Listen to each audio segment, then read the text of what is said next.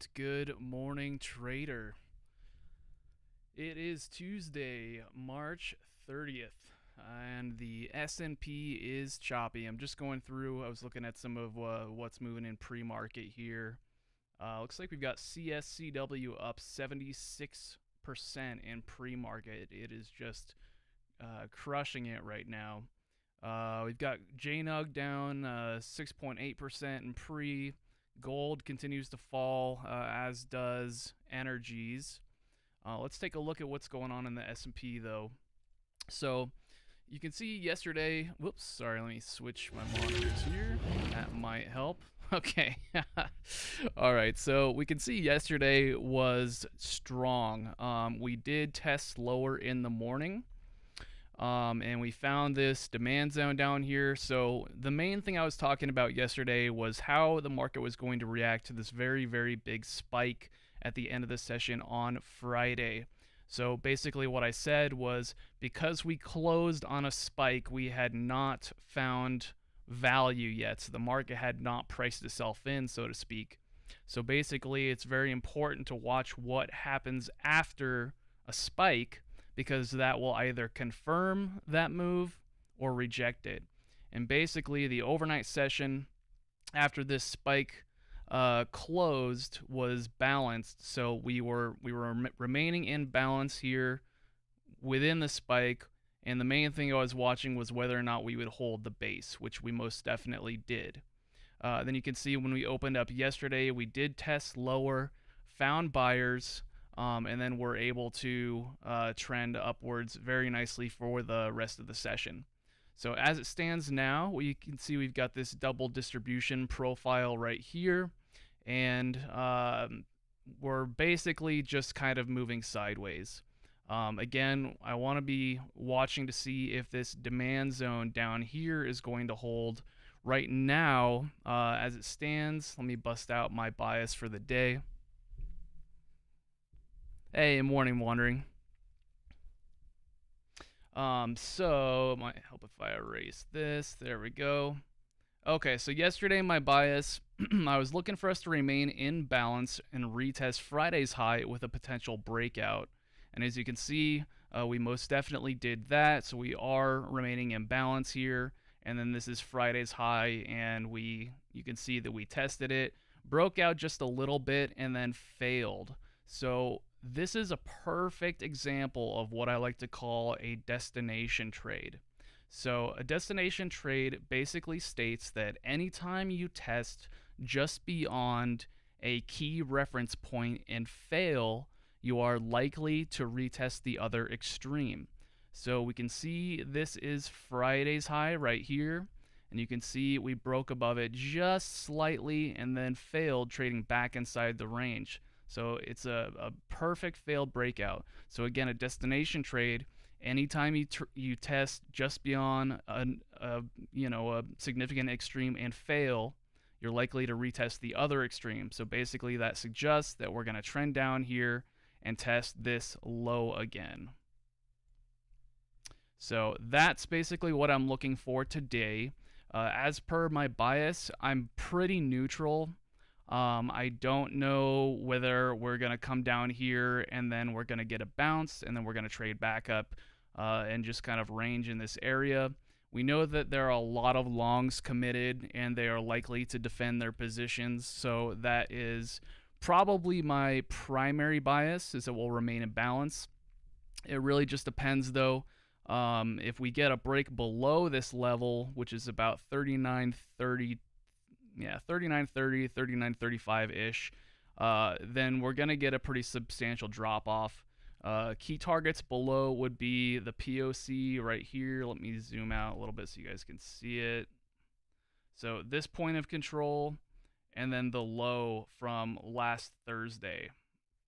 So again, here's the POC from last Thursday, and then last Thursday's low. So these are my key targets below if we do get a break below 39.30. Awesome. Okay, so let's take a look at some equities though and see what's going on there. If you guys have any suggestions or anything you would like to see, please let me know. One thing that I saw was that Bitcoin is continuing to rally, and we are approaching that, substantial $60,000 figure. So sorry, let me just adjust this really fast. Okay, so let's take a look at Bitcoin first. If you guys have anything you want me to check, please throw it in the chat. So Bitcoin here, we are approaching this week high. So I mentioned this guy yesterday. So, week highs, like I said before, are unfinished auctions. So the market likes to come in and then repair that poor structure. So basically, at 60K, I'm looking for a reaction at a minimum. My primary bias is long. I'm looking for us to break through. And then our next target is going to be this key resistance level just below 62K. So that is my primary bias. Again, looking for 60K to break and then continuation up for my $62,000 target, something like that. Cannot believe I'm saying that. I mean, I remember when I was trading Bitcoin a couple of years ago, and it was like six grand. It's just phenomenal how much it's gone up, and I think it really says a lot about how cryptocurrency is really finding acceptance in the mainstream. If we get this Bitcoin-based ETF approved this year, that's definitely going to change things a lot. And before you know it, we're all going to be buying our groceries with Bitcoin instead of US dollars, and it's an exciting time to be alive.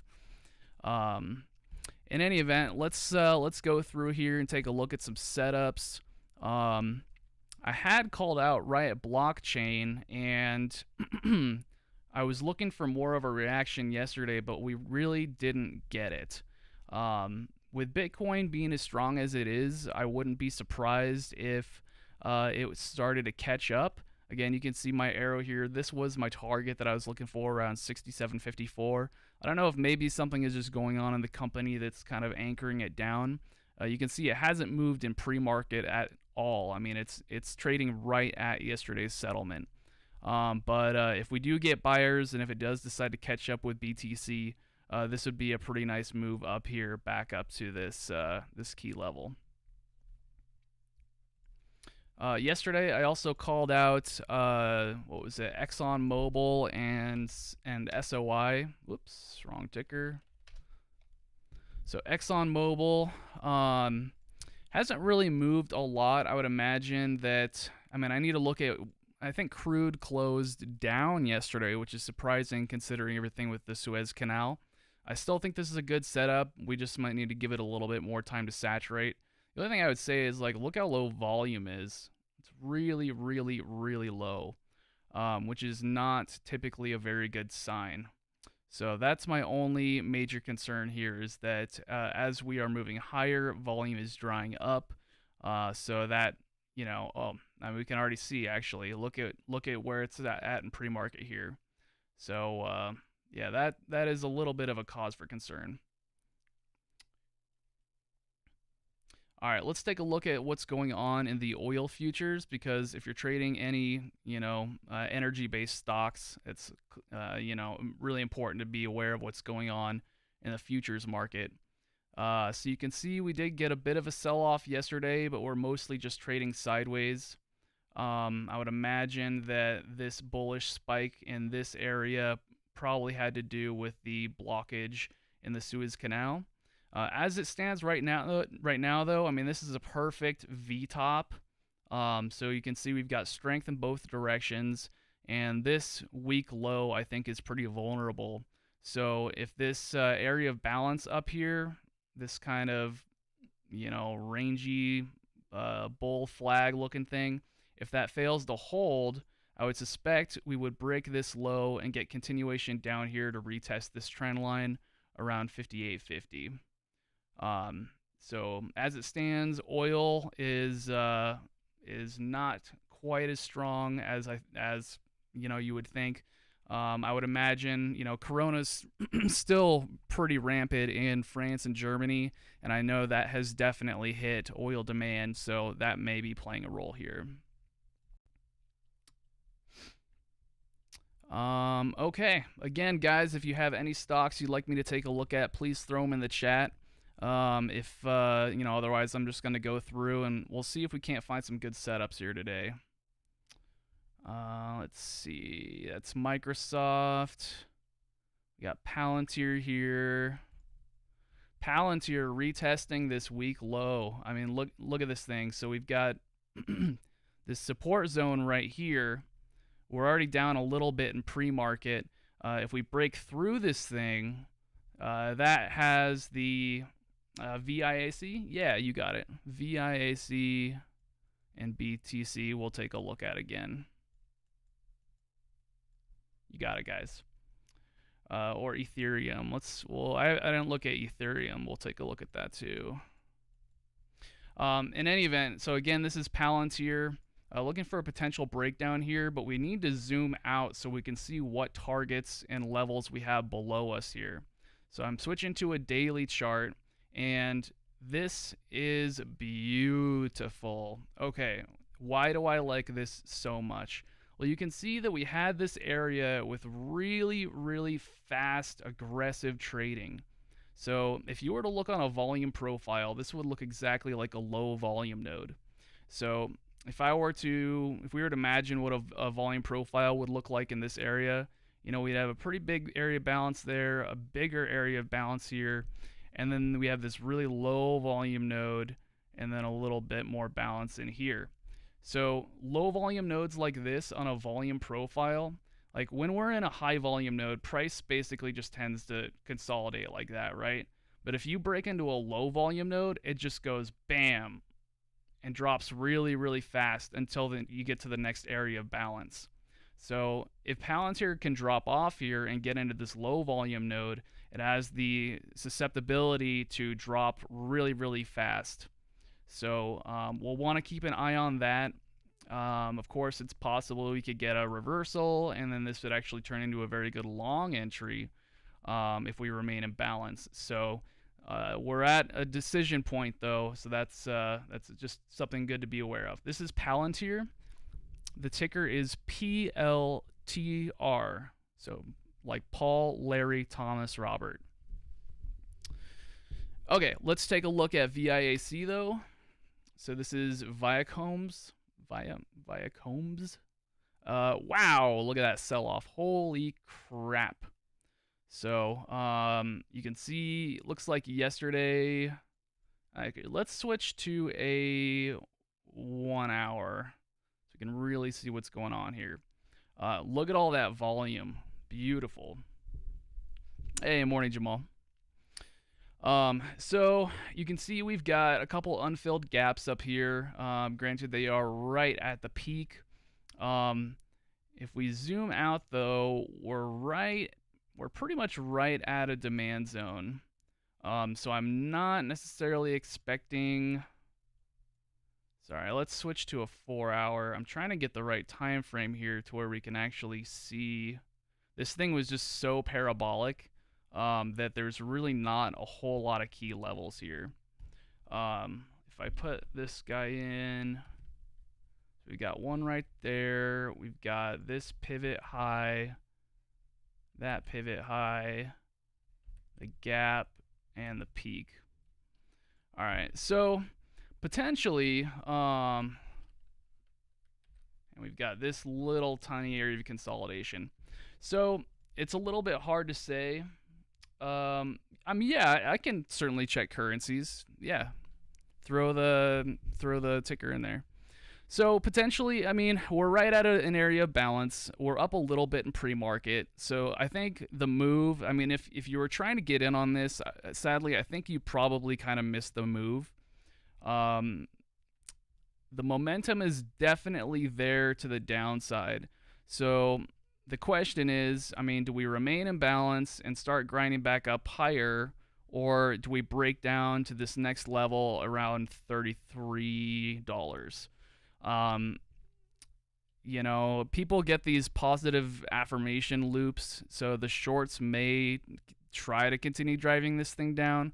I think it's a little bit too soon to start looking for a long entry on the retracement, but the potential is there in any event. So Just keep an eye on that. Once it starts putting in higher highs again, I think it could be a good long entry, but I have no idea what the context is why this thing dropped. So we'll want to look at that too. We'll take another quick look at Bitcoin. I know some of you guys have already been here because we've covered it already, but I'm just going to take another quick look. So again, Bitcoin, we are, oops, sorry. Let me go to my actual ticker. Okay. So again, we are retesting the $60,000 level. We've got this weak high right here that I am expecting to be broken. So again, my bias on Bitcoin, I'm looking for us to come back up to 60K. I am expecting a reaction there. However, I'm primarily looking for a breakout and for us to retest the all-time high. So that's my bias on Bitcoin. But again, we'll wanna watch that $60,000 figure because that's a very important psychological number. Ethereum, basically the exact same market structure. So we've got a pivot high right here, and I'd be looking for a break of that, and then a retest of the head on this head and shoulders pattern that we had right there. So same structure. I mean, these things kind of trade in symphony. So, you know, Ethereum is going to follow Bitcoin and vice versa a little bit. So, okay. So we got a little over 10 minutes till the open here. Let's just take a peek back at the S&P real fast to see what it's doing. So like I said, the big question in my mind was whether we were going to remain in balance or whether we were going to take out yesterday's low. We can see there is some strength coming back into the buy side. So we'll want to see what happens when we come back up here and retest VWAP and whether or not the sellers come back in and you know, retest yesterday's low or not. That's probably my primary bias. I still think this low needs to get retested, particularly with the false breakout at the high.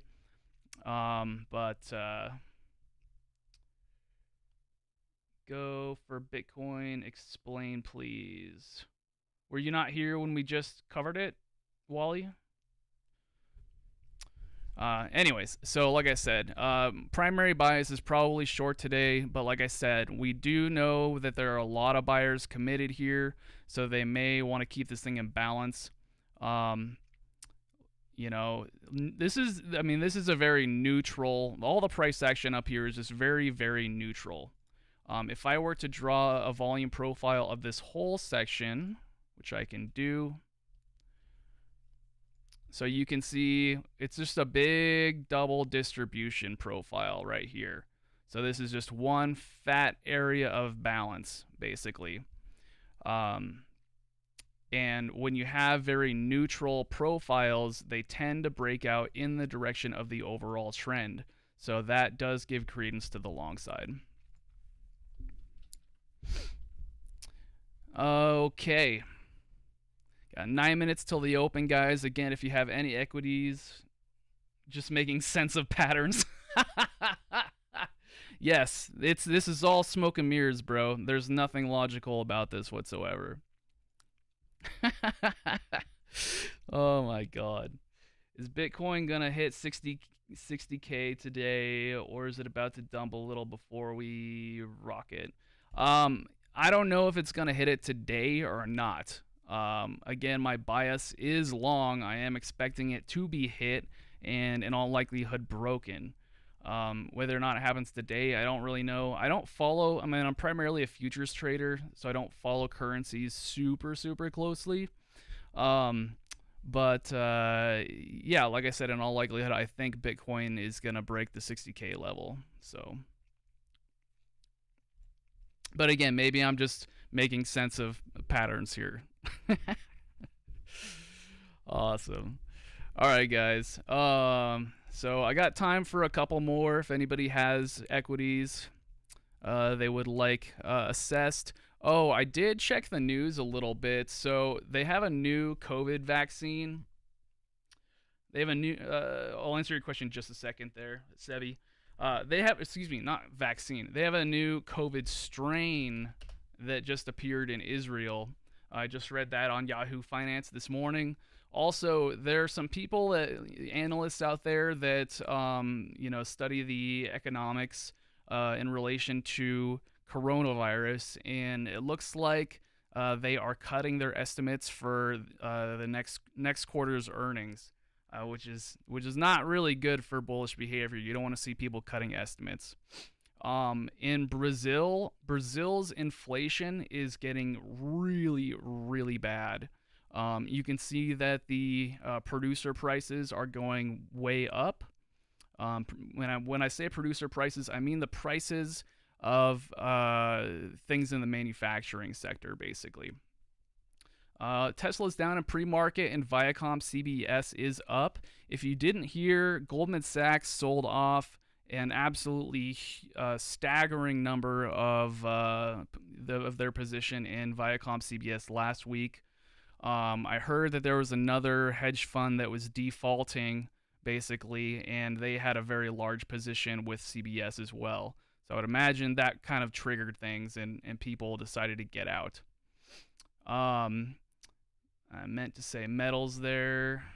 So gold continues to drop, which is curious to me, again, with inflation, and bonds are actually down right now. And of course, yesterday tech was very, very strong. So, all right.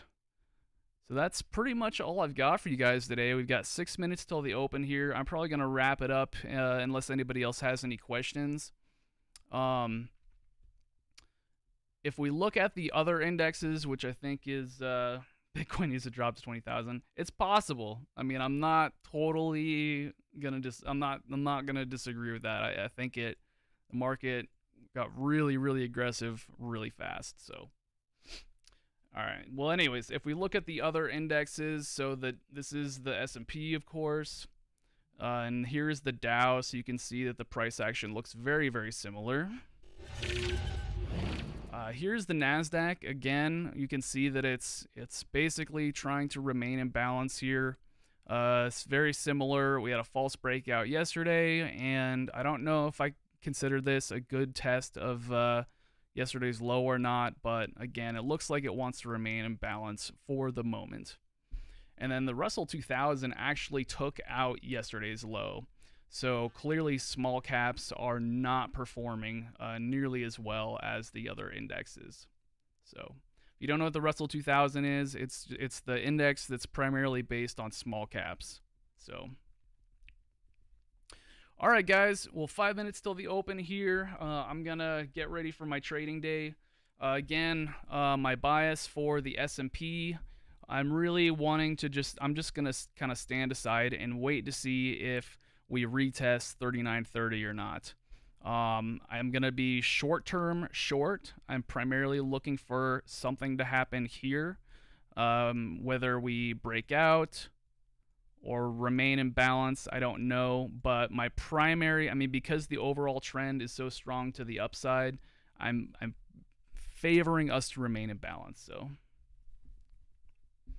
yeah, thanks, Wandering. Appreciate you being here as always. So, again, I will be on tomorrow, same time, same place, 6 a.m. Pacific time. Yeah, bring your questions, guys. I really love questions. So if you have anything you're looking at or concerned about or whatever, please bring it to the table so we can all learn together. So awesome. All right, guys. Well, thanks again so much for joining me. I will see you tomorrow morning. And yeah, we'll find some good setups, and I wish you guys the best of luck today. Watch your risk, and today's probably going to be choppy. Remember, we're opening in yesterday's value area, so expect some chop. Take care.